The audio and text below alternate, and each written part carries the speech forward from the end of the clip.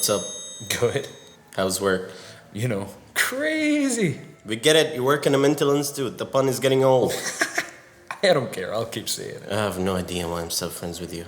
Because you have no one else. True.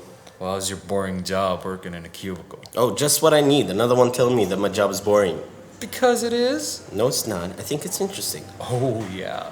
What do you do that's so interesting? I do case studies, financial analysis, tax. Yeah. Oh.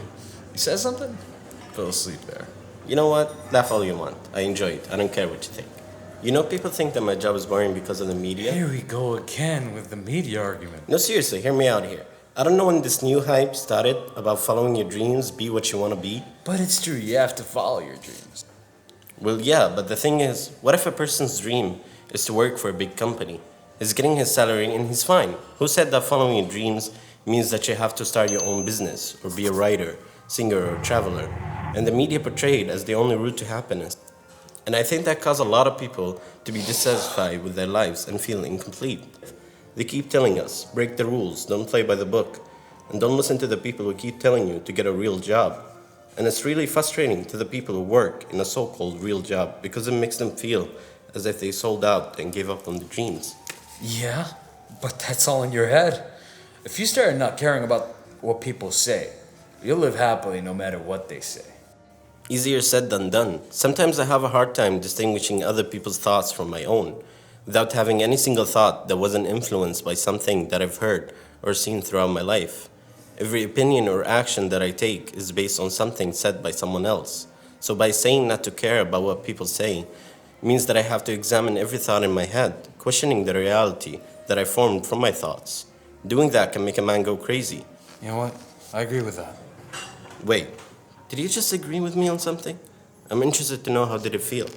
Like being punched in the stomach. The reason why I agree with you is because I have this patient in the mental. You should really find other topics to talk about other than your patients. No. This patient's really interesting. Just listen. So this guy has a mental issue that causes him to view everything in an abstract way. He has this obsession for finding true meaning, and every time he tries to find it, he fails. He loses touch with the outside world to fulfill his quest, with nothing breaking that focus. Sometimes he spends hours and days gazing at a simple object like a bottle of water to find true meaning behind it, but he fails. Sometimes he keeps repeating words and breaking them down, searching for a meaning, but he fails and finds the words becoming meaningless. We tested him once and made him draw a picture of a forest full of trees and a river, and all he drew were lines that barely resemble the photo that was given. Most of the time, he can barely function and be able to formulate coherent thoughts. But some days, when he's better, he becomes philosophical and starts asking weird questions. One time I came into his room to give him his medicine, so I said, "Hey, Jack, how you doing today?" And he replied with, Jack. Back. Probably millions of Jacks carry the same name as I do. Yet each Jack holds a different meaning to it. A Jack can be someone that makes you happy when you think of him, or feel angry, or hate. A Jack can be tall, short, fat, or skinny. Yet they're all called Jack, which means names are meaningless in and of itself and fail to define us. It's the person attached to the name that counts. Then again, who truly defines a person? Is it their job, passion, likes, and dislikes, looks? Each one of them separately fail to define a person. We're all made of chaos, wrapped around flesh and bone with no real essence to be defined by. True self is just a scam. We delude ourselves into thinking it exists, not wanting to face the bitter truth that deep inside is nothing but darkness and emptiness. After he said that, I'm like, I just came in here to give you the medicine, not to get an existential crisis. For God's sake. Ha! And as pessimistic as it may be, I agree with what he said.